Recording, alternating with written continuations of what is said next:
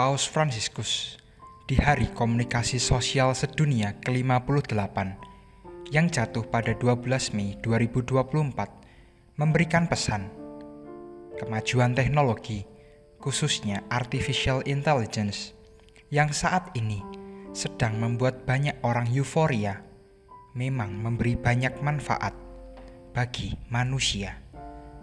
Perkembangan sistem kecerdasan buatan ini mempengaruhi semua orang dan landasan kehidupan masyarakat. Namun, kata Paus, kita mesti waspada. Ada bahaya yang mengintai. Kegelisahan Paus menyeruak dalam pertanyaan ini. Bagaimana manusia bisa tetap manusiawi, tetap bijaksana, dan tetap bisa berperan sebagai pemandu dalam proses transformasi budaya ini? Dalam perubahan ini, kata Paus, kita harus terlibat dengan caranya masing-masing.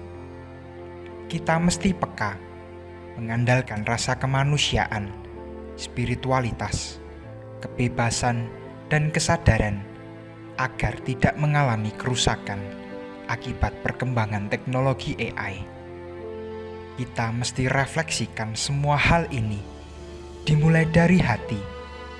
Hati mesti jadi landasan untuk menghadapi, memandang, mengadopsi, dan menafsir situasi zaman ini. Hati adalah tempat pengambilan keputusan, perjumpaan dengan Tuhan. Karena itu, dengan kebijaksanaan hati kita, diharapkan senantiasa menemukan kembali jalan menuju komunikasi yang manusiawi. Karunia Roh Kuduslah yang membuat kita mampu bertindak bijak dan mengandalkan hati. Roh Kudus pula yang juga memampukan kita melihat segala sesuatu dengan cara pandang Tuhan.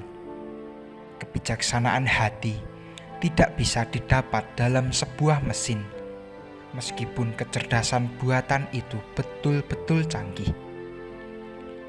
Dengan kebijaksanaan itu, kita menjadi otonom, pemandu, dan subjek. Sebagai perkembangan teknologi hanyalah alat, tegas Paus. Manusialah yang membuatnya. Bisa dimanfaatkan, tapi juga bisa disalahgunakan.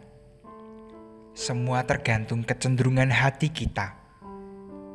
Teknologi bisa dimanfaatkan untuk bersekutu, berkomunikasi, membantu manusia melayani dengan kasih.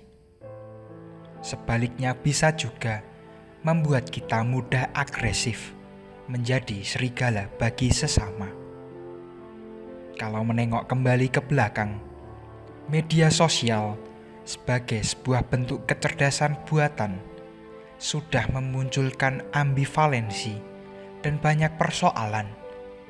Kita perlu mencegah ekses negatif yang muncul dalam bentuk ketidakadilan, diskriminasi, sikap mereduksi pluralisme, polarisasi opini publik, sikap dan tindakan primordial, dan lain-lain. Upaya pencegahan itu dapat dilakukan dengan membuat pedoman kode etik. Kode etik atau kesepakatan bersama berguna untuk mencegah dampak buruk penggunaan sistem AI ini. Kalau Vatikan sudah menggandeng perusahaan multinasional seperti Microsoft dan IBM untuk sepakat menjalankan seluruh produk AI dengan etika, maka masing-masing kita juga perlu membuat kode etik atau gampangnya kesepakatan. Misalnya, keluarga-keluarga perlu membuat kesepakatan sendiri. Juga sekolah-sekolah tingkat dasar, menengah, dan tinggi, atau komunitas apapun.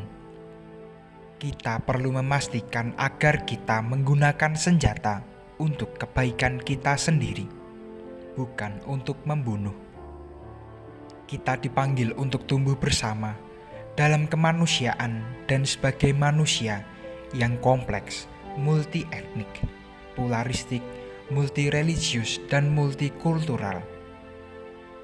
Jangan sampai manusia tereduksi menjadi sekedar data dan profit. Perlu ada revolusi digital yang membebaskan manusia dari penjara yang disebut echo chamber. Ini merupakan kondisi lingkungan di mana seseorang hanya menemukan informasi atau pendapat yang mencerminkan dan memperkuat pendapat mereka sendiri. Cara lepas dari penjara itu sangat mudah. Kita perlu lebih banyak melakukan kegiatan yang sifatnya menjalin keintiman satu sama lain, entah dengan teman di kantor atau di mana saja, dengan anak dan istri atau suami, dan dengan anggota keluarga lain. Itulah yang disebut kegiatan deep communication. Komunikasi yang intim dan dalam ini membuat kita makin manusiawi. Karena kita melibatkan emosi, bebas bisa mengekspresikan emosi, ekspresi kasih dan kepedulian, serta rasa perasaan lain. Kita juga melatih kepekaan pada yang lain. Kita perlu bersama-sama menumbuhkan kemampuan bermawas diri, discernment. Jangan sampai kemanusiaan kita hilang arah, tegas Paus.